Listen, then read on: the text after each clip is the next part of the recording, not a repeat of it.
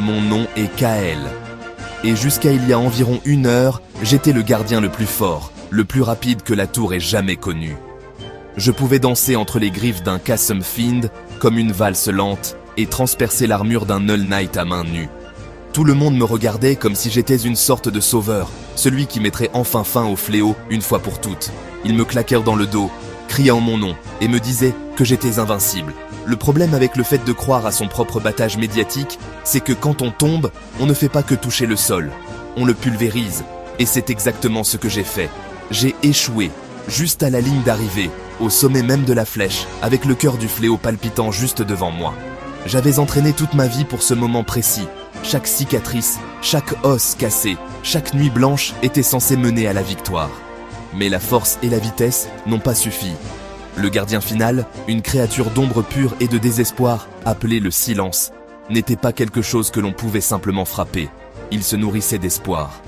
Et alors qu'il me montrait des visions de tout ce pourquoi je me battais, en train de se transformer en poussière, ma propre force est devenue ma faiblesse.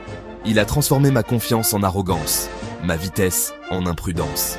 J'ai chargé, pensant que j'étais le héros de l'histoire, mais je n'étais qu'un fou. Le silence a brisé ma détermination, mes armes et mon esprit, me laissant briser sur le froid sol de pierre de la flèche. En dessous, la tour commençait à s'effondrer. Les protections vacillaient et s'éteignaient, et les cris de mon peuple résonnaient dans les longs escaliers en spirale. J'avais laissé tomber tout le monde.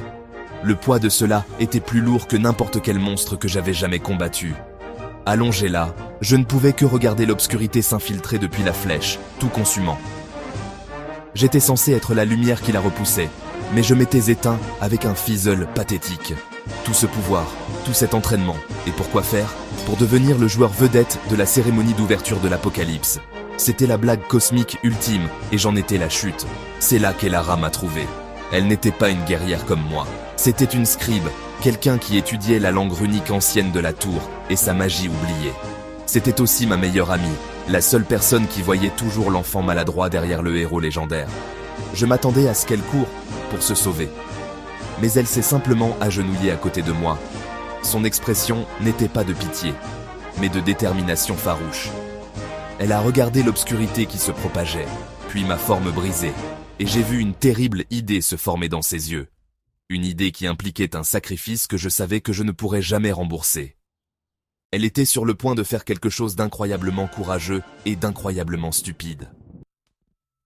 « Ce n'est pas fini, Kael, » a dit Elara, sa voix stable même si le monde s'écroulait autour de nous.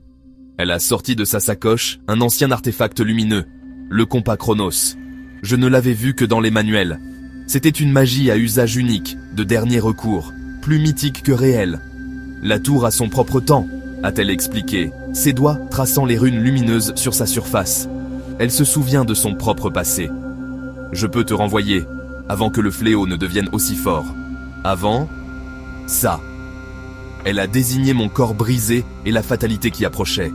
J'ai essayé de lui dire non, que c'était fou, mais ma voix s'était éteinte, perdue quelque part dans mon échec. Elle savait ce que je pensais.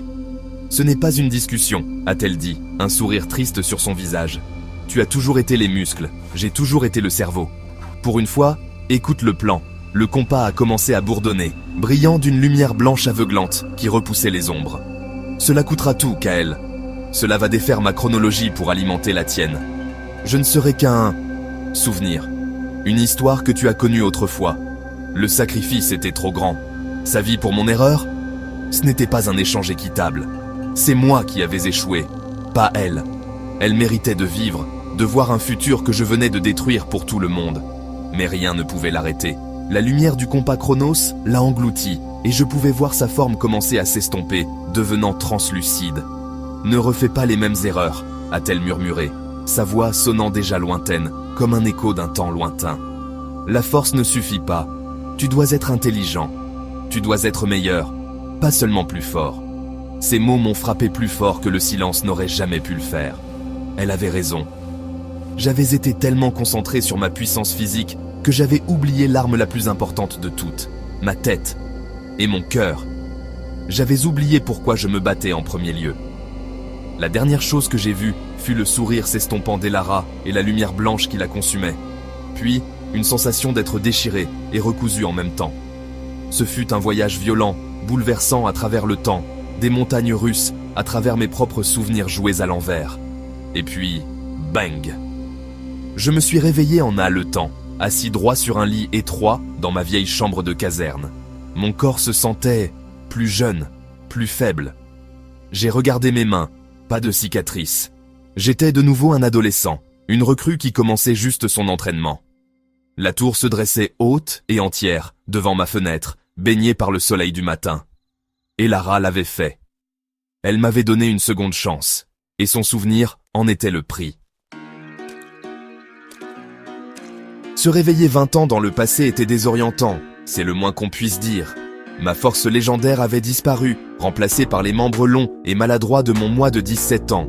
Mais quelque chose restait, la connaissance. Je me souvenais de chaque schéma d'attaque de monstres, de la faiblesse de chaque ancienne plaie, de chaque mauvaise tournure que nous avions jamais prise. Le fléau n'avait pas encore atteint sa pleine puissance. C'était encore une collection de menaces plus petites, d'anciens fléaux que la vieille garde de la tour avait eu du mal à contenir. Pour eux, c'était un temps de peur et d'incertitude. Pour moi, c'était une liste de contrôle. Je savais exactement où la pourriture commençait et j'allais l'arracher avant qu'elle ne puisse grandir. Mon premier test est venu plus tôt que prévu. Une plaie de hurleurs aux ailes rasoirs, une menace qui avait décimé les niveaux inférieurs dans la chronologie originale, a infesté le grand aqueduc. À l'époque, nous avions perdu une douzaine de bons gardiens en essayant de passer en force. Ils étaient trop rapides, leurs cris désorientants. Mais je me suis souvenu de ce qu'Elara avait découvert des années plus tard, caché dans un vieux tome poussiéreux. Leurs ailes étaient hypersensibles à des fréquences sonores spécifiques. Pendant que mes nouveaux coéquipiers se préparaient pour un assaut frontal, j'étais dans les ateliers à bricoler des cristaux de résonance et des amplificateurs sonores, l'air d'un cinglé. « Qu'est-ce que tu fais, gamin ?»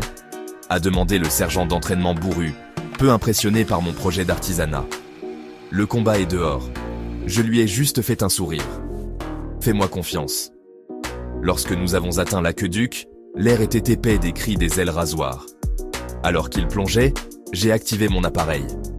Un bourdonnement aigu a empli l'air, totalement inoffensif pour nous mais agonisant pour les créatures. Elles ont vacillé en plein vol, s'écrasant contre les murs et les unes contre les autres, complètement désorientées. Ma patrouille a juste regardé, leurs épées toujours baissées. Nous avons nettoyé le reste sans une seule victime. Je n'ai pas eu d'acclamation. J'ai eu des regards suspicieux. J'étais trop bon, trop savant. C'était un chemin solitaire. C'est devenu ma nouvelle routine. J'étais un fantôme du futur, combattant les guerres d'hier avec les tactiques de demain. J'ai démantelé à moi seul les nids d'araignées Gloomfang, en exploitant leur aversion pour la lumière, quelque chose que nous avions, à l'origine, appris après avoir perdu une patrouille entière. J'ai neutralisé la vigne rampante qui étouffait les fondations de la tour en utilisant une simple solution saline, un secret qu'un botaniste a découvert bien trop tard. À chaque victoire, je sentais une poussée d'espoir. Je changeais les choses, je réparais mes erreurs. Mais à chaque succès, le souvenir du sacrifice d'Elara devenait plus net. Je sauvais la tour, mais je le faisais dans un monde qu'elle ne verrait jamais. Malgré ma série de victoires impossibles, le doute était un compagnon constant. Il s'insinuait pendant les heures calmes de la nuit, murmurant que je ne faisais que retarder l'inévitable. Et si le silence était plus qu'un simple monstre à la flèche? Et si c'était une force fondamentale de la nature, et que mes actions ne faisaient que la mettre en colère? Parfois, je me réveillais en sueur froide, le souvenir de mon échec aussi vif que le jour où il s'était produit. J'étais plus fort et plus intelligent cette fois, oui, mais la peur de cette défaite écrasante ne m'a jamais vraiment quitté. C'était une ombre qui me suivait, un rappel constant des enjeux. Mon courage n'était pas de ne pas avoir peur, c'était de me battre, même quand j'étais terrifié. Le véritable défi n'était pas seulement de combattre des monstres, c'était d'apprendre à diriger. Dans ma vie passée, j'étais une armée à moi tout seul. Je courais devant, résolvais le problème et récoltais les éloges. Maintenant, je devais enseigner aux autres. Je devais expliquer pourquoi nous devions renforcer le mur est avec du mortier imprégné d'argent ou pourquoi nous devions installer des émetteurs sonores dans les archives inférieures. Je ne pouvais pas simplement dire « parce que je viens du futur et je sais que ça marche ». Je devais les guider, les aider à découvrir les réponses par eux-mêmes. Je construisais une base plus solide pour la tour, non seulement avec des briques et de la magie, mais avec des gens. Ce voyage m'obligeait à devenir l'homme qu'Elara croyait que je pouvais être. La première fois, mon pouvoir m'avait isolé. Cette fois, ma connaissance m'a forcé à me connecter. Je m'entraînais avec les recrues, partageant des techniques de combat qu'il m'avait fallu une vie pour maîtriser. Je passais des heures à la bibliothèque avec les scribes, les orientant vers des textes oubliés qui détenaient la clé de notre survie. Je n'étais plus seulement Kael, le héros invincible. J'étais Kael, le mentor, le stratège, l'ami. Je donnais à toute la tour une seconde chance, pas seulement à moi-même. Mon combat ne visait pas seulement à prévenir mon échec. Il s'agissait d'honorer son sacrifice en construisant un avenir qui en soit digne. Le sacrifice d'Elara m'a appris la leçon la plus importante de toutes. Une seconde chance ne consiste pas à effacer le passé. Elle consiste à en tirer des leçons. Mon échec n'était pas la fin. C'était le début de ma véritable éducation. La force ne se mesure pas à la force de votre coup, mais à la façon dont vous élevez les autres. La vitesse est inutile si vous courez dans la mauvaise direction. La tour sera sauvée, non par la puissance d'un héros, mais par le courage et la sagesse combinée de tout son peuple. J'ai encore un long chemin à parcourir, et je sais que le silence m'attend au sommet de la flèche. Mais cette fois, je ne grimperai pas seul.